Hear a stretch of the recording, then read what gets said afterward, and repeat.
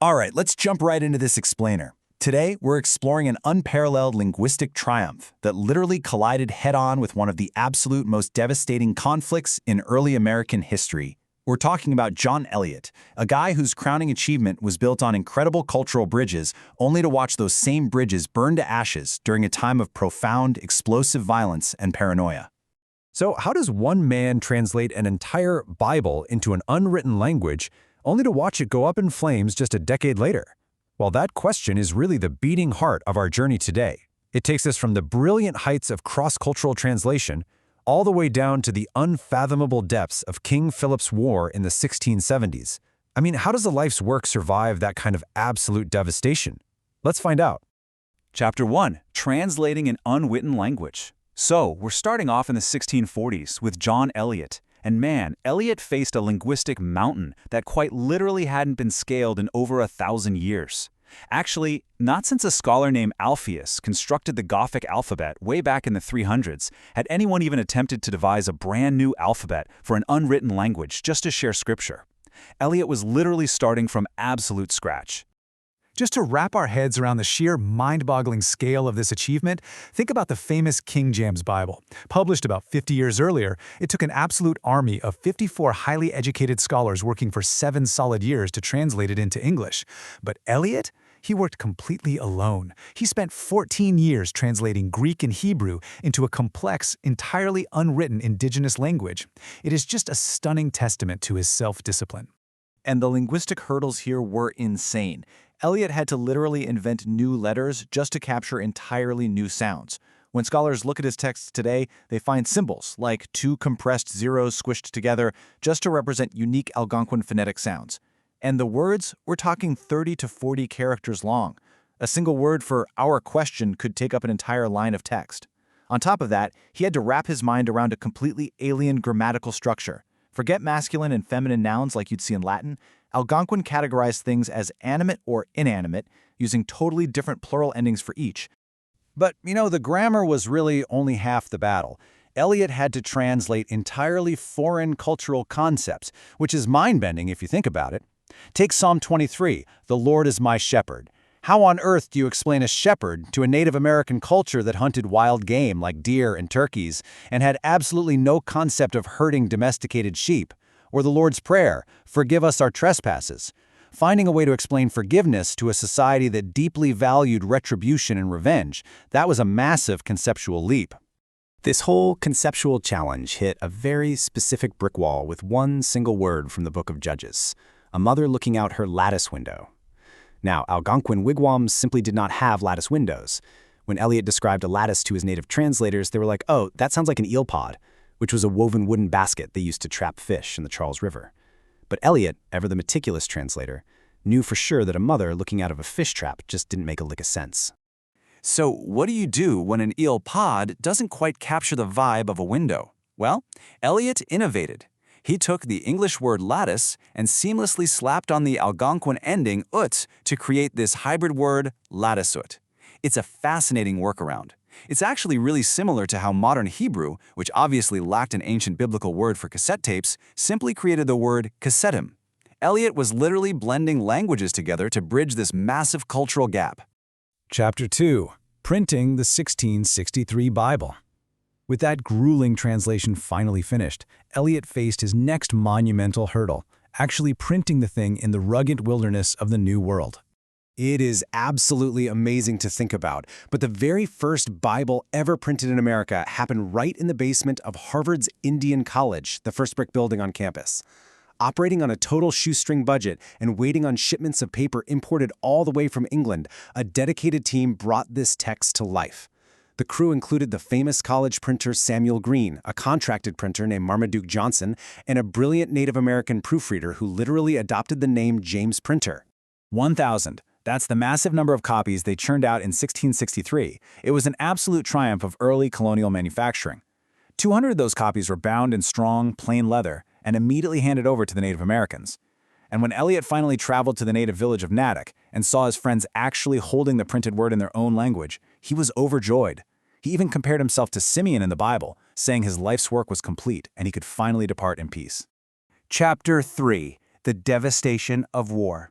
But as you might guess, this peak of triumph was painfully short-lived. A brutal and tragic conflict was about to turn Eliot's world completely upside down. Relations collapsed with terrifying speed. In 1674, Eliot and his colleague Daniel Gokin were peacefully visiting 14 thriving, integrated, praying Indian villages. Just 1 year later, a single murder sparked King Philip's War. The landscape essentially turned into a theater of horrific bloodshed, constant ambushes, and deep mutual paranoia. Percentage-wise, this was actually one of the deadliest conflicts America would ever face. English settlers were terrified of being driven into the sea, and a deep, toxic distrust just poisoned the entire region. And here we hit a truly devastating historical irony. Those 1,000 beautifully printed Bibles? They were systematically targeted and burned by both sides. The English settlers burned them because they had grown to deeply hate and distrust the Indians, viewing the Bibles as dangerous. Meanwhile, the warring Native Americans burned them because they vehemently rejected any cultural connection to the English. So the very books, meticulously crafted to bridge these two cultures, were literally thrown into the flames of war. Chapter 4: Betrayal at Deer Island. As the war raged on and absolute fear gripped the colony, we enter the darkest chapter for the praying Indians who had aided Eliot for decades. Paranoia ultimately won out. Unable to trust their native allies and terrified they might act as spies, the English settlers rounded up the peaceful Christian Indians from Natick and the other villages. They forced them onto boats and banished them to Deer Island, which was this completely isolated patch of land out in the freezing, harsh winds of Boston Harbor. They were left totally exposed to the elements, essentially interned out there without adequate food or shelter.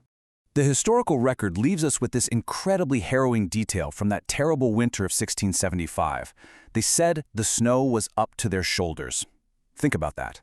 Left on a barren island in the Atlantic Ocean in those exact conditions, a tragic number of Eliot's dear friends and congregants died of starvation and exposure.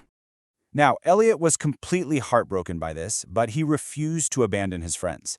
He and Daniel Gokin loaded up a small boat with food and tried to sail across the freezing harbor to deliver aid to Deer Island. But as they made their way across, a larger ship operated by hostile settlers intentionally, maliciously rammed their small supply boat. The settlers claimed it was an accident, but historical circumstances strongly suggest it was a targeted attack on a man they now viewed as a traitor. Cast violently into the freezing Atlantic waters, the elderly, lame John Eliot was literally nearly killed by his own people simply for showing compassion. He had to be dragged from the icy harbor just to avoid dying of hypothermia. And the backlash was intense.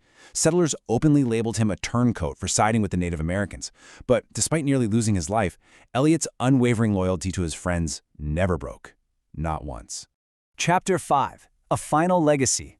As the smoke finally cleared and King Philip's War ended, the damage was already done.